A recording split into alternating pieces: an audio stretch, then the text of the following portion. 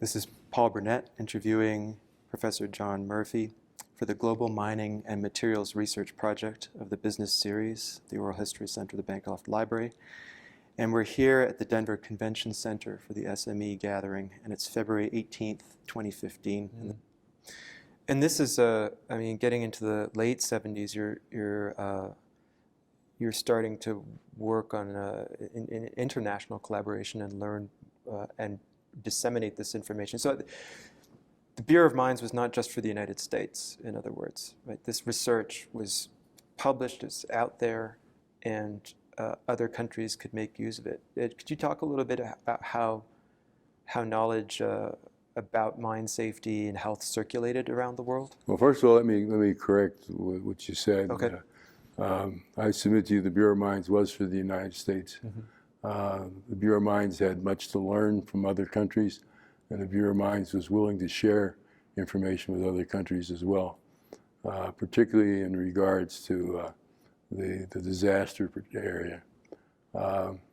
There are some similarities and there are some differences in the way mines are designed and operate in different countries, principally because of different strata, different depths of coal and so forth.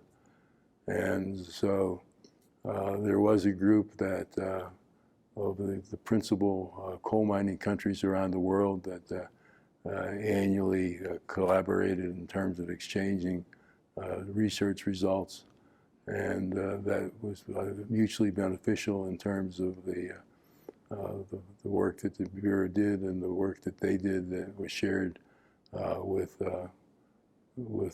our scientists and engineers as well. Mm-hmm. And so there were exchanges of technology, there was exchanges of devices and prototypes and so forth that was used to promote and enhance the health and safety of miners in the United States as well as other parts of the world as well. Right. And also presumably American companies, once they adopt that as standard practice in the United States, wherever they're operating, it's something they would like to implement.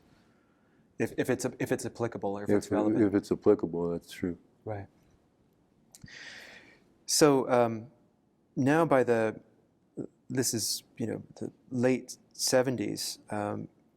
Now you're a research director, 1978 on through the 80s and into the 90s.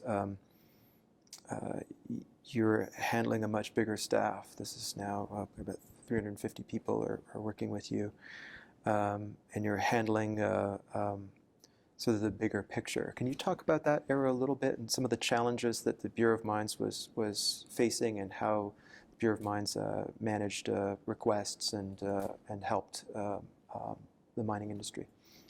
I'd characterize as challenges and opportunities. Yeah.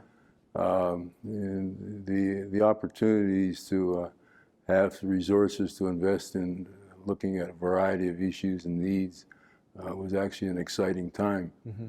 And if you looked at the mining program, the Bureau, the mining program of the Bureau of Mines, it basically was managed and implemented by 4 research centers. Mm-hmm. It was Pittsburgh, Minneapolis, Denver, and Spokane, Washington. And each of the centers had core competencies that were used to address particular needs. In some cases, those needs were on a regional basis. In some cases, because of some of the unique capabilities and facilities, like fires and explosions, the vast majority of that was done in Pittsburgh, regardless of where the need was. Right. As I mentioned before, the Coal Mine Health and Safety Act of 1969, which, if I recall, is Public Law 91-173, provided some mandates and provided funding resources to address those needs. So we truly had a multidisciplinary team that was built and put together to work on particular problems. Mm-hmm.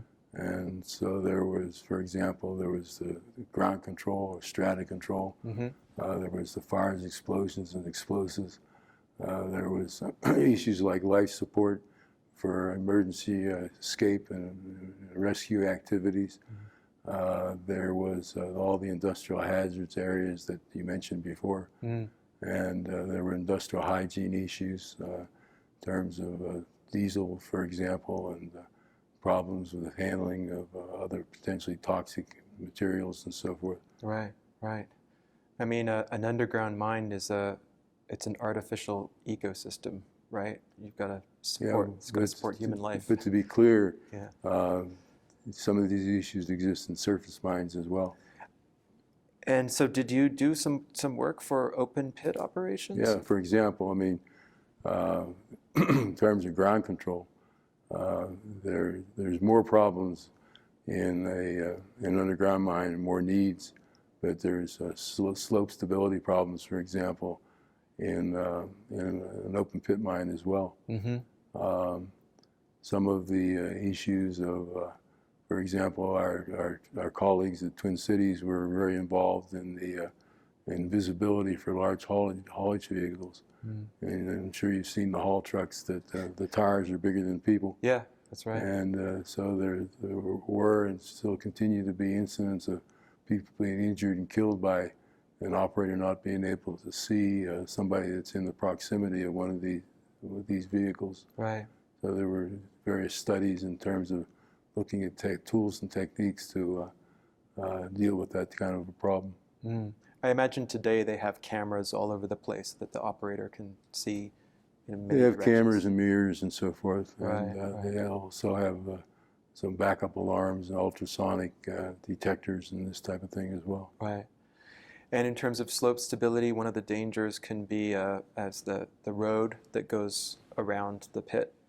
You're hauling massive tonnage up these roads, and you can have problems with the cave-in of the road. Is that the kind of stuff that you worked on?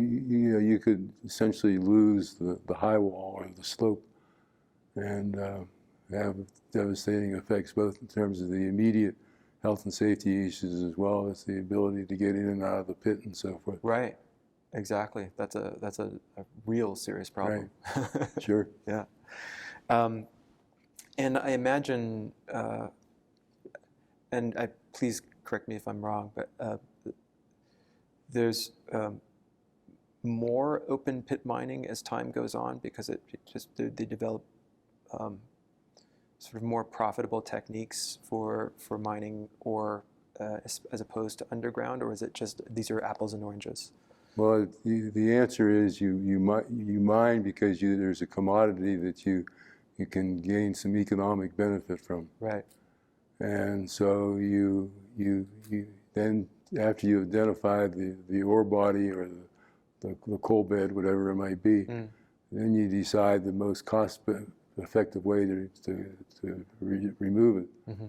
And in terms of both ground control, slope stability, accessibility, materials handling, and so forth, you ultimately wind up with either an open pit mine or an underground mine. And for example, if it's an underground mine, then you have issues whether it's a slope where you get an incline that goes into the ore body or reserve, mm-hmm. whether it's a drift mine where you go in off a hillside, mm-hmm. Whether you have a shaft that goes down and then you develop the access from there. Mm-hmm. Mm-hmm. And then there's different mining techniques that go from so-called room and pillar mining to longwall mining, which are the two predominant coal mining methods. Mm-hmm.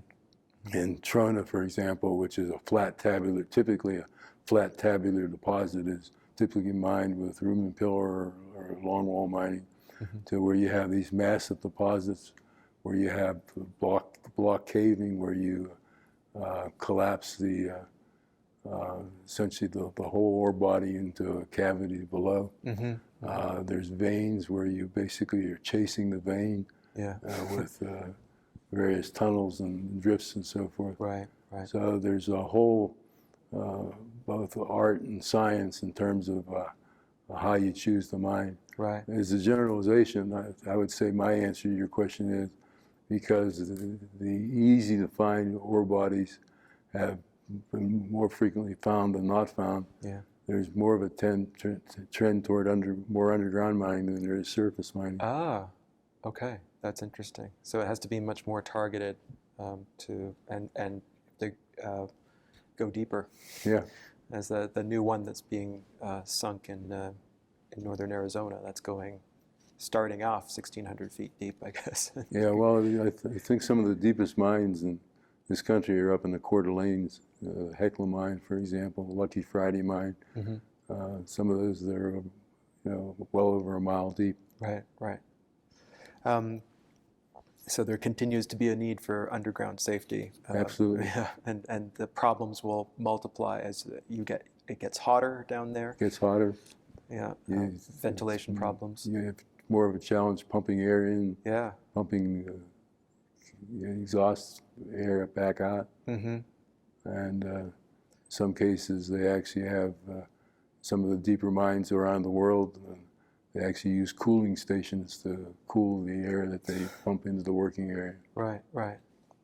And so you have to keep it safe and workable for humans. Exactly. Right? Exactly. This is not a hospitable climate for people. Oh, true. Is there a particular research program that you are the most proud of, that was the most challenging, most interesting, and most rewarding for you personally? I'm not sure there's a singular program because I think that the work that we did in a variety of areas is noteworthy. I'll share a few with you, but we've predominantly focused on health and safety in this discussion so far, which is certainly a priority one. But with the Bureau of Mines, there were efforts in a number of other areas. For example, there were some very successful programs in terms of treating acid mine drainage with passive treatment systems. There was work on subsidence prediction, subsidence control, and so forth. And there was some basically mining technology programs that certainly had benefits in terms of health and safety, but were designed to improve the mining extraction as another important aspect of the overall mining operation. If you ask what are some of the highlights of the program, we talked about communications. I think there were some very pioneering studies that defined the shape and the status of underground mine communications today. There was some pioneering studies that advanced the state-of-the-art of self-contained self-rescuers. If you go back to pre the Mine Health and Mine Health and Safety Act of 1969, there were so-called filter self-rescuers, which basically was a carbon monoxide filter. They were designed to remove carbon monoxide from the inspired air. Right. The principal limitations were twofold. One was if you had too much carbon monoxide, it wouldn't remove it. The higher the carbon monoxide got, the hotter the inspired air became. And if there wasn't enough oxygen in the inspired air, it didn't matter whether you removed the carbon monoxide or not. Right. So again, the Health and Safety Act of 1969 mandated a self-contained self-rescuer. There was some initial work in that regard. There's been some improvements over the years in the intervening time since then. We, I think, made some major advances in the fires and explosions area in terms of particularly this float coal dust issue that I mentioned. Sure. There was some work started back then that has just recently come to fruition in terms of instrumentation to easily measure the incombustible content of a coal dust, rock dust mixture. And the old classical technique was that you you basically took a sample and you took it to a lab and you got it analyzed. But that took days to get the results. Right. When you want to be able to respond essentially instantaneously to a potentially hazardous situation. Right. We initiated a program in ergonomics and human factors in human air, which prior to that time had not been addressed from a mine health and safety perspective. Mm-hmm. And I think there were some major advances made, and NIOSH continues to pursue these types of areas and continues to make advances in that regard. Mm-hmm. I mentioned ground control before. There was some major advances in ground control in terms of support systems, analysis techniques, and so forth, Mm-hmm. that all were important in terms of improving mine health and safety. Mm-hmm. There was a very dynamic program in terms of methane control, Mm-hmm. and particularly both in terms of localized methane control, and which from a localized viewpoint also goes into dust control, which I'll come back to in a minute, Mm-hmm. and also techniques to pre-drain coal measure strata of methane prior to mining. Mm. And in those particular days, there was some emerging technology in terms of long hole horizontal drilling. Mm-hmm. And so the teams that worked on that were able to drill holes over a mile long and stay in the coal seam. Hmm. And after which point you essentially had a horizontal gas well. Yeah. That you could pre-drain the methane prior to mining. So you minimized the amount of liberation that took place during the mining operation. Right, right. And there was also some collaborative work done with some of the mining companies in terms of so-called slant hole drilling, Mm-hmm. Which is now being used very extensively for the Marcellus Shale Right. type activities. Mm. So there was a lot of progress made, and it was used fairly extensively for preconditioning a coal bed for minimizing methane release. Mm-hmm. I started to mention respirable dust, and again, there's a lot of interest, a lot of focus on respirable dust, Mm-hmm. appropriately so because of the pneumoconiosis problem. Yeah. Yeah. And so there are a host of strategies in terms of looking at minimizing dust generation, and also in terms of minimizing dust exposure. Mm-hmm. Those are actually two separable issues. If you prevent the dust being generated, you don't have to worry about the exposure. Right. But you can also have strategies where you can divert the dust away from miners, from equipment operators, and so Right. forth. Right. And so, for example, there was a team at Brewston that developed some what I call micro ventilation techniques Mm-hmm. that could be mounted on a continuous miner Mm. using appropriately directed water sprays. Mm. And not, well, let me back up. Mm-hmm. So water sprays have been traditionally used to suppress dust, Right. and that does work to a point. But it was identified that if you can direct the sprays in certain orientations, you can create micro ventilation circuits Mm-hmm. that divert the dust-laden air away from the miners. Yeah. And so that was a lot of success used in that regard, still used even today to minimize dust exposure. Effectively, you create a clean air bubble around the worker instead of trying to control the whole area of respirable air. You basically divert the dust-laden air away from the operator. Yeah. So basically, if you have a mining machine, for example, that's driving an entry or a tunnel, you have you have fresh air coming up to the face, and there's a way to divert the dust-laden air through a so-called Brattis curtain into the exhaust system. And so while you have fresh air coming into the working area because of the turbulence and various types of recirculation problems, if you don't take appropriate precautions, some of that dust can roll back into the operator position.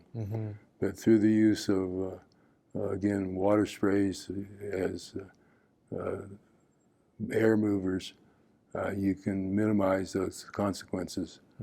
There was also work on machine-mounted dust scrubbers, and while there was progress made in that, you had to have particular caution in terms of recirculation problems and so forth. Right.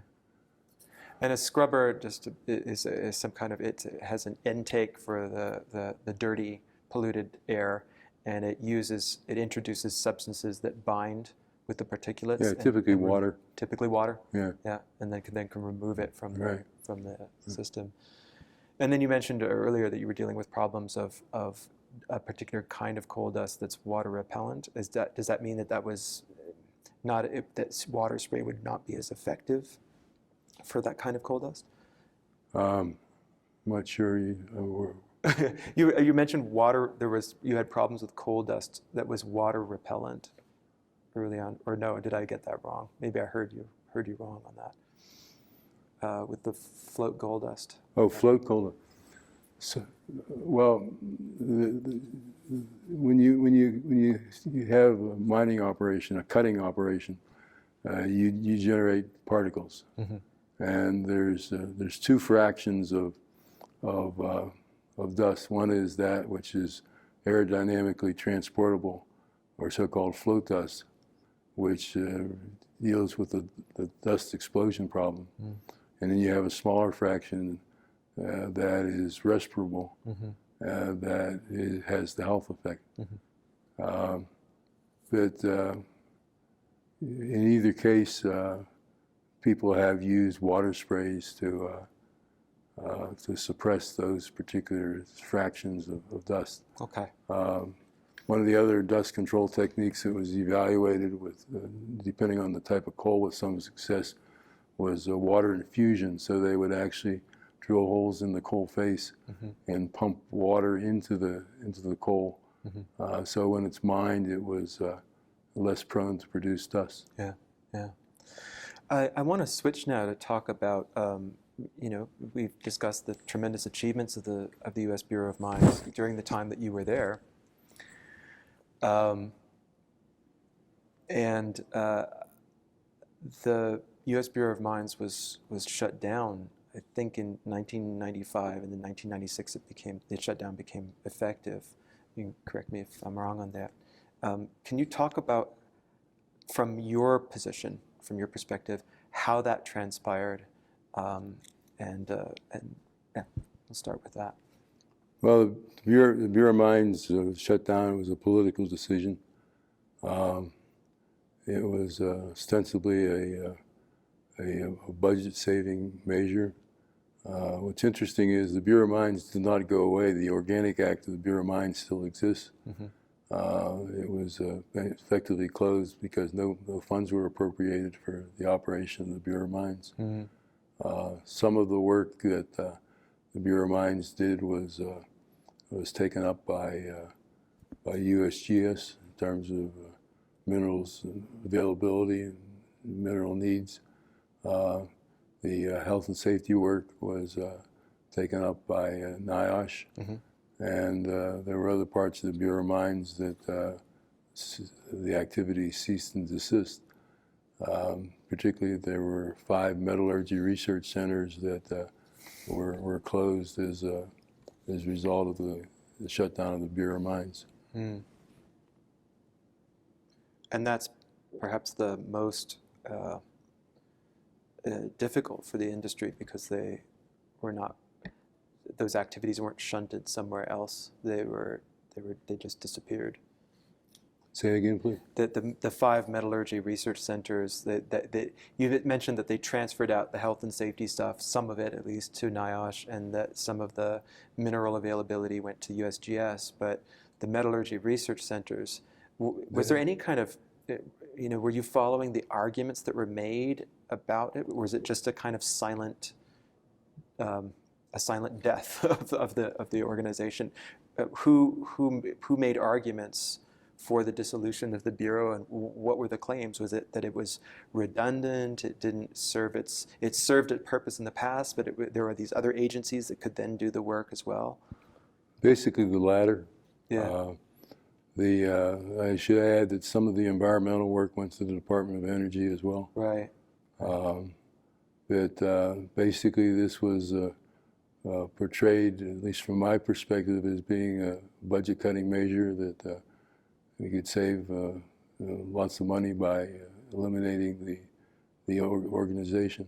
Mm-hmm. And as I said, it didn't effectively actually eliminate the organization. It eliminated the funding for the organization. Right. And you were, in terms of your center, was the budget for the research center healthy until that time, or was there a gradual attenuation of its resources through the 80s? It was generally pretty stable. Yeah.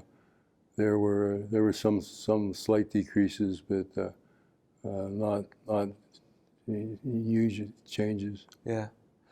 What was your reaction when was the writing on the wall, or was it a surprise when the news came? The writing was on the wall for 6 or 12 months. Okay. Yeah. And so that must have been difficult, I imagine.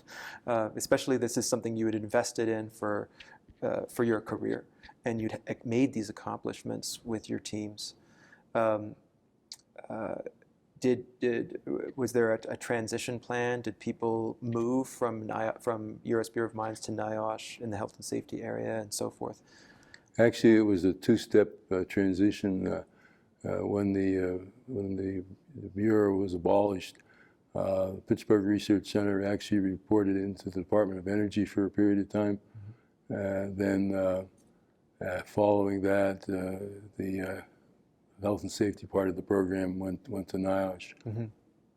And you had worked with NIOSH, or had you worked with NIOSH before? I guess you. Yes, particularly related to health issues. Yeah.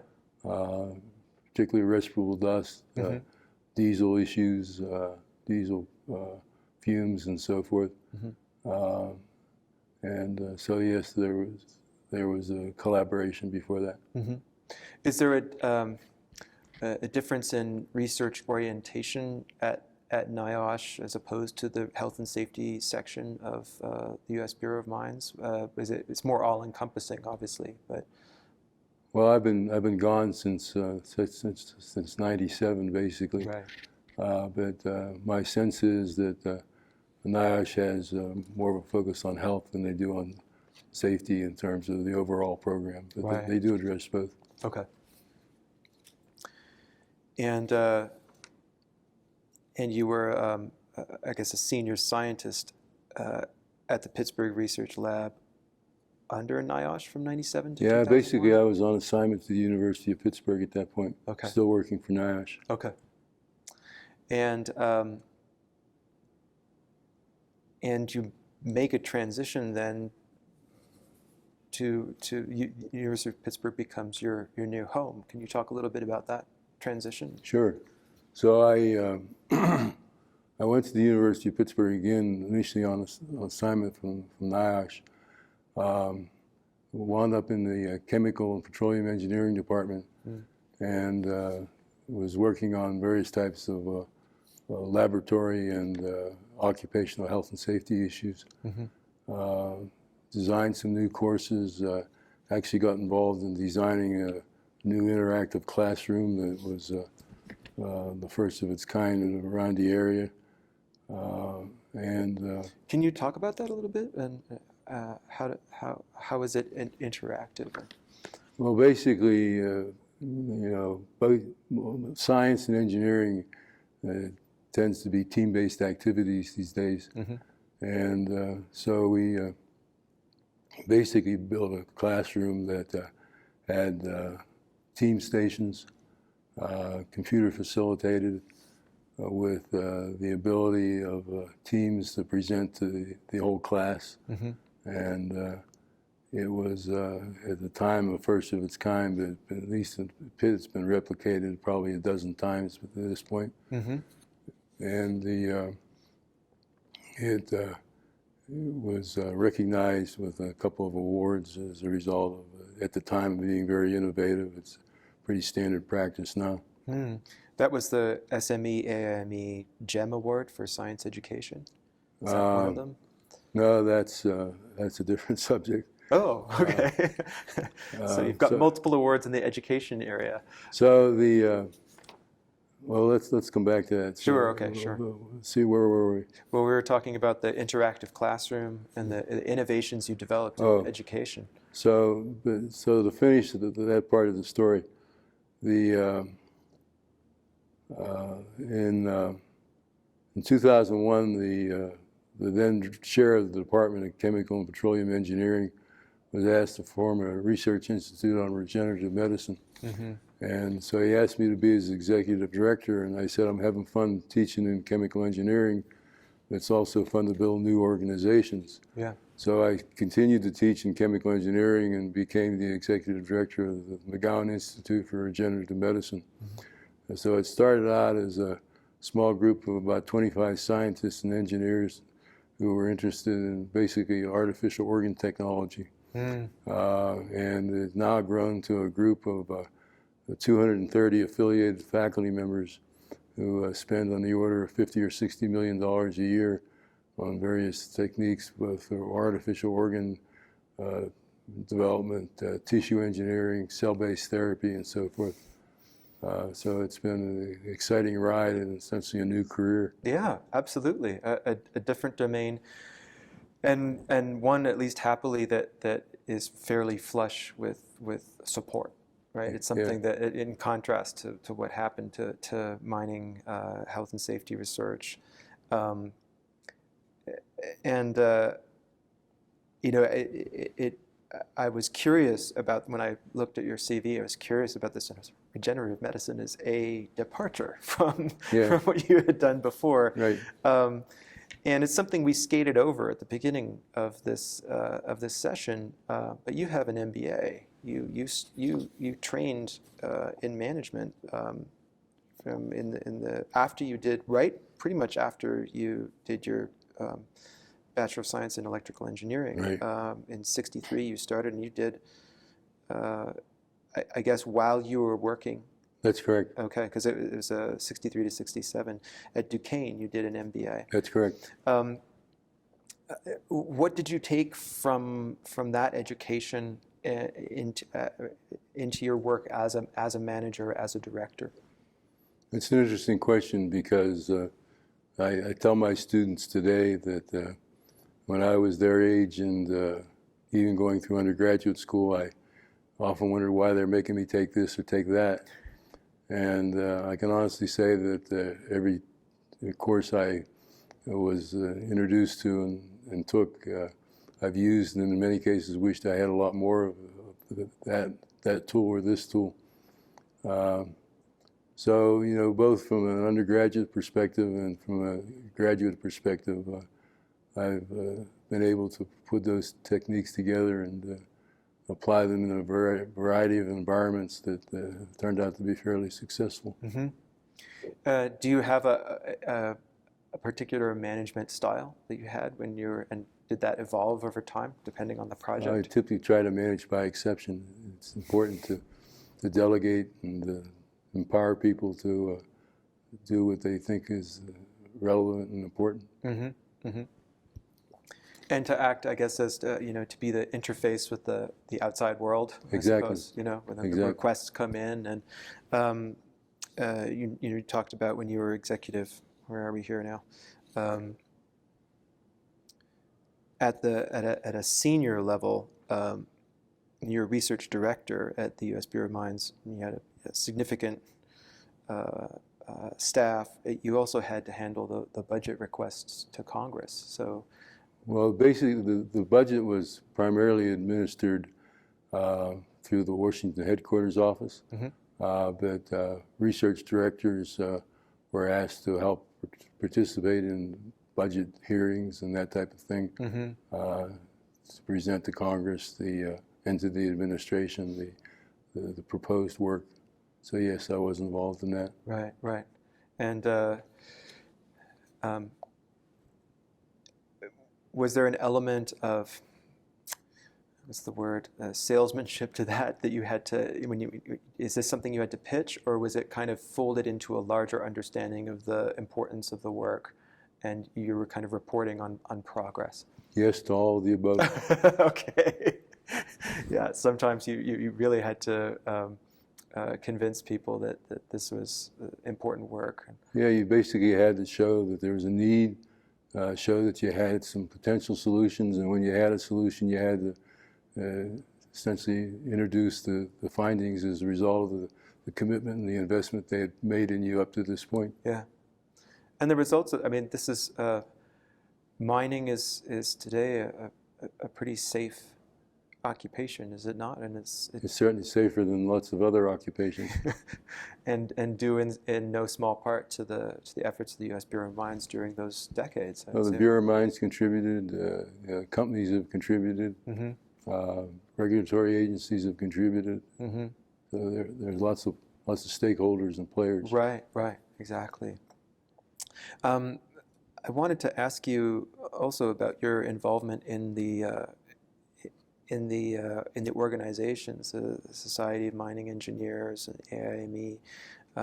Can you talk a little bit about the voluntary or voluntaristic part of your career? Yeah, so maybe a place to start is you mentioned the GEM award before. Yeah. GEM was an acronym for Government, Education, and Mining, and was basically a public awareness, public outreach initiative that has now become part of the Minerals Education Coalition. I've always been a strong advocate of promoting interest in science, and I've done that both on a national basis through SME, and I've done it on a local basis through the Carnegie Science Center in Pittsburgh. And so I found lots of interest, lots of opportunities to make people aware of both opportunities in science, careers, and also the need for mined materials, minerals, and so forth. And so that was some of my early involvement in SME. I became involved in the coal division because my principal area of interest and activity was coal. I had an opportunity to become part of the SME Foundation, and ultimately became the president of the SME Foundation. Served on the SME Board of Directors, and 2011 became the SME president.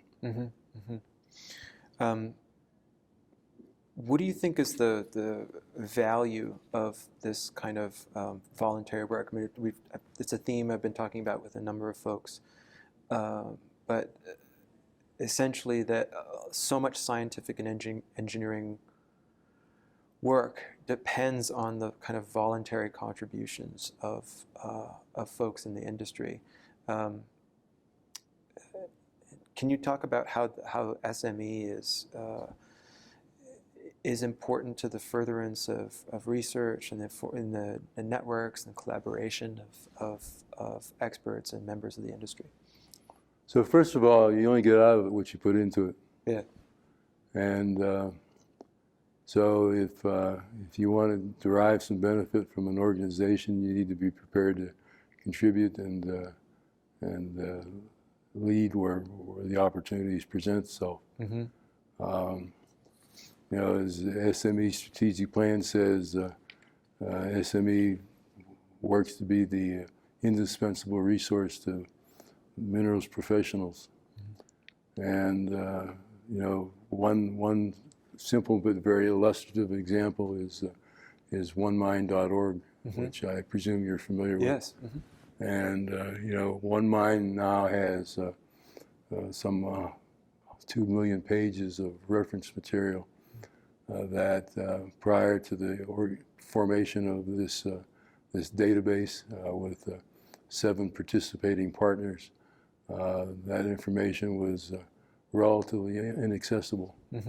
And I know from the SME member surveys that deemed as by the membership to be one of the most important resources that SME provides. SME provides networking. It provides lots of tools and techniques to facilitate the pursuit of individual careers, and it's certainly been a valuable resource to me. You mentioned earlier with the closure of the Bureau of Mines being political. Some of the folks I've talked to have felt that the mining industry is a bit under the gun these days. That there's a lot of pressure to, especially in the coal industry, to decrease emissions or pressure to close plants down. Can you talk about what the industry is doing and can do to sort of improve the kind of public perception of mining, and how they can manage the challenges that they're facing right now? So first of all, I think we all need to reflect and appreciate the role of mining in terms of our society, our way of life, economic stability, and national defense. As presume you know, the cell phone or the PDA that you and I make good use of, and lots of other people do, it requires 31 different minerals to make it work. And so that's something we take for granted when we use them every day. But without mining and without the minerals, there wouldn't be such a device.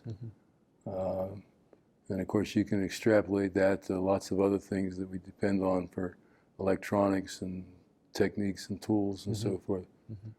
I think there needs to be a continual effort to make people aware of the importance of mining. Various companies have been some more proactive than others in terms of being good stewards, but I think the industry overall at this point works diligently and hard to be good stewards of the land and to make people aware of the role that they play in our society. Professor Murphy, I want to thank you for your time. It's been a pleasure.